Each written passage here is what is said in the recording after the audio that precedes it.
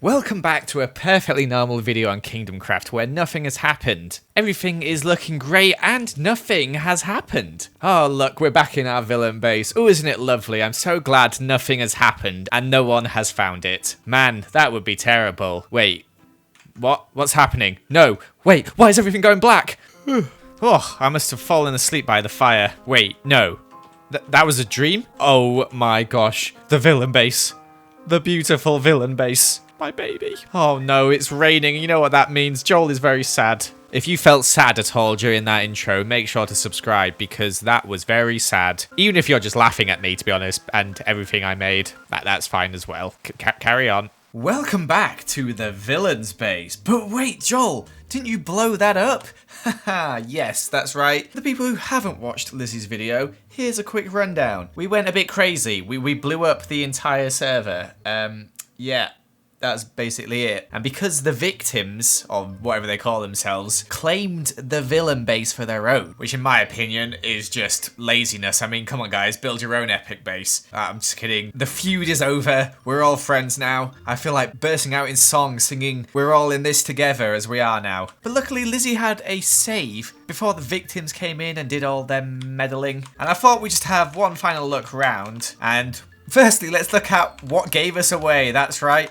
Our chickens. It's not even these chickens. These ones didn't give us away. I've just realised I've got mobs off still. This is what gave us away, because up here, these chickens, part of my mega farm, they gave us away. Killing chickens is who I am, and it gave away my pride and joy, the villain base. There's not much I can do about it. But when I was downloading this world, I was in spectator mode, and I just went outside, and it really shows off the scale of this base when you look at it in spectator mode. So if I go over here, you can see how big this thing is, how many rooms there are and stuff, all the different things that are around. It's really quite cool. It's one of my best projects, which is why I wanted to be the one to blow it up. So the victims, they could not have it. Also, they blocked off this chest room like there was anything inside it. It was all just rubbish. But they did get in the vault and took everything from the vault, which was a shame. But hey, fair play to them. Callum obviously spent a long time finding the base. I feel like they had their victory and we had our victory, which was destruction. Also,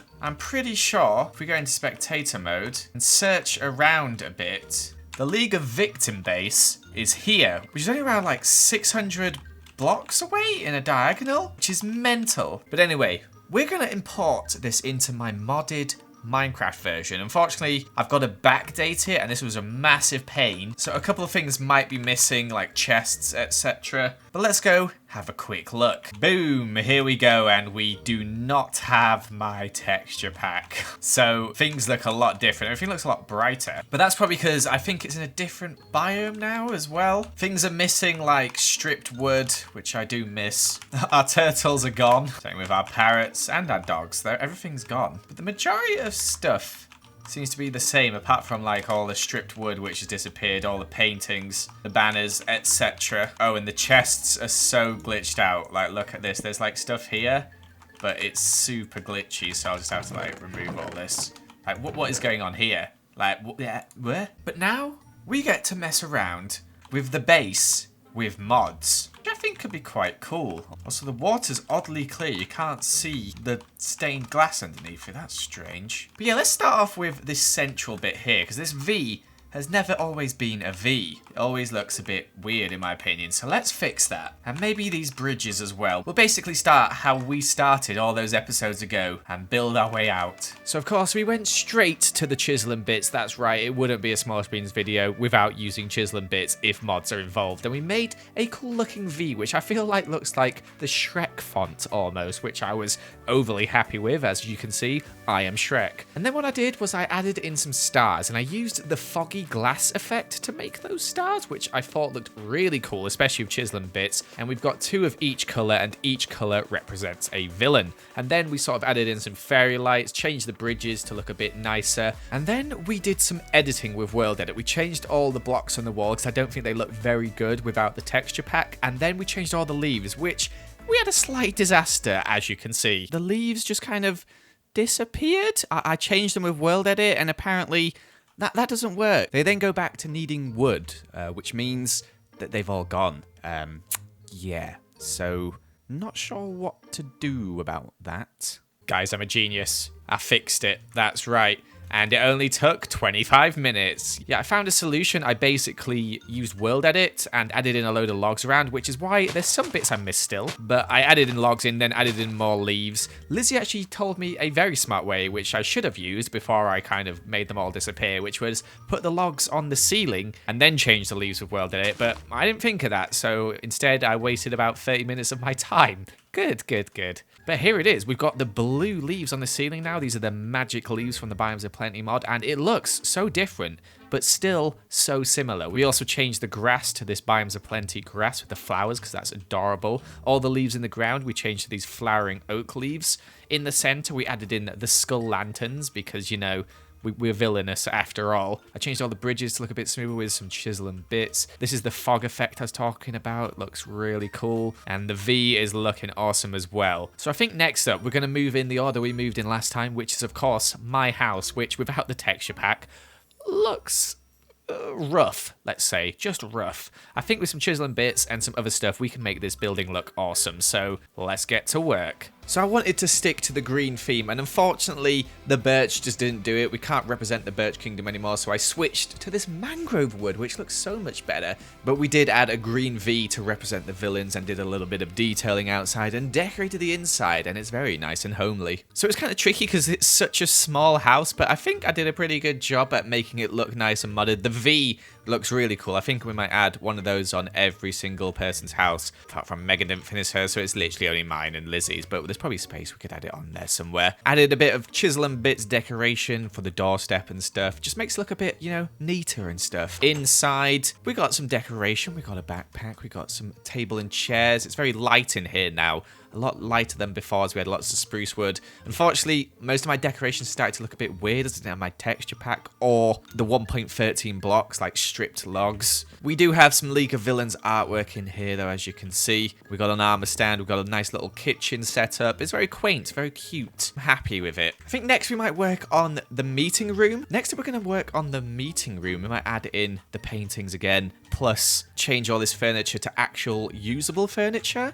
But before we do that quickly, I think we might try and make this outside bit look even more modded than it already is by changing the flowers. Let's give it a shot. So it's quite hard to see from this time lapse, but this actually added in quite a lot of colour. I feel like the vanilla flowers are quite plain in comparison to the nice pinks you get from these modded ones. So as you can see, just way more colourful, just flowers everywhere, all these big purple lavender ones. Makes it look really pretty inside here with the ceiling and all these trees. It just looks really nice. And hopefully this is going to look nice as well. Only one way to find out. So like with the other builds, I didn't want to change it too much. I just wanted to kind of like make it look like a more modded version of the original. So I enhanced the pillars, as you can see there, made them look more pillory, and then I just sort of like added some detail on top of it just to make it look a bit more fancier, plus the banners were brought back, of course. And then for the inside, I used some furniture that actually works, so we could have actually sat down on these chairs, and the kind of big throne chairs as well, because we are important and stuff.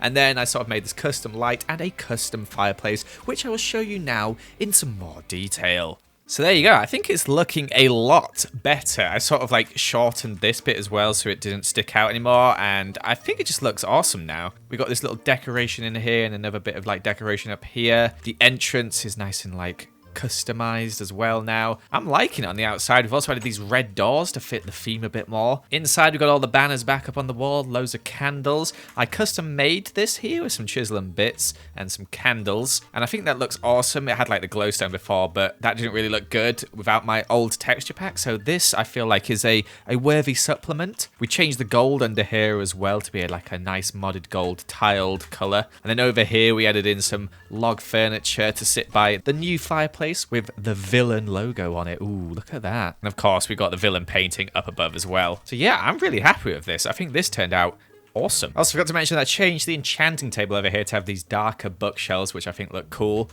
And I'm not going to actually change Lizzie's house and Megan's start of a house, as I didn't build those, so I feel kind of bad changing them. And same with the chest room. Now, the problem with the chest room is in 1.13 13, they changed how chests work, so you could have multiple next to each other, so I can't place these here now, which kind of defeats the whole point of this room. So I feel like the old room will always be better because we had more space for more chests, whereas in this version, it just wouldn't work, so we'll just leave that. But what I am going to change is the villain vault. Although I do like this door and the decoration inside this place, I feel like it doesn't look as good now that we don't have the stripped oaks and our texture pack on. And we also have a lot more blocks to mess with now. So we're going to change this. And the thing is, with this mod, there is a vault door you can add, which looks cool. But honestly, I think I prefer the redstone one. I wonder if pistons move chiseling bits blocks.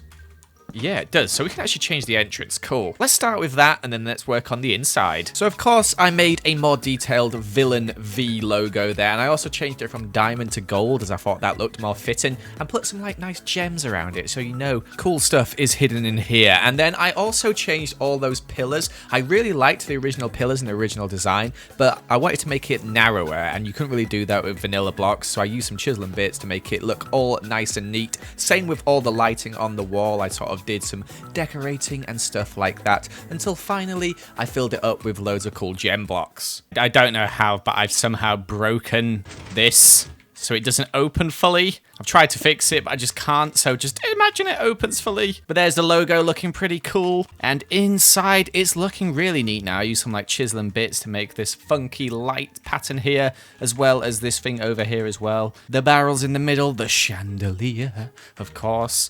And these pillars are like a cool adapted version of how they looked before. I'm really happy with them. I think they look awesome. And the best thing about this vault is the victims can't get in here because this is on a single player world. Good luck. So there it is, the modded villain base. I'm happy with this. I think this place has turned out looking awesome. Very different, but very familiar. So I just want to say thank you to everyone who watched the Kingdomcraft series. I really do appreciate you checking it out, and we'll be back soon with another series where everyone's involved in, I'm sure of it. Hopefully a series where I can build something above ground though, because getting a bit sick of building underground. Thank you so much for watching though. Make sure to leave a like and comment, and I shall see you another time. Goodbye.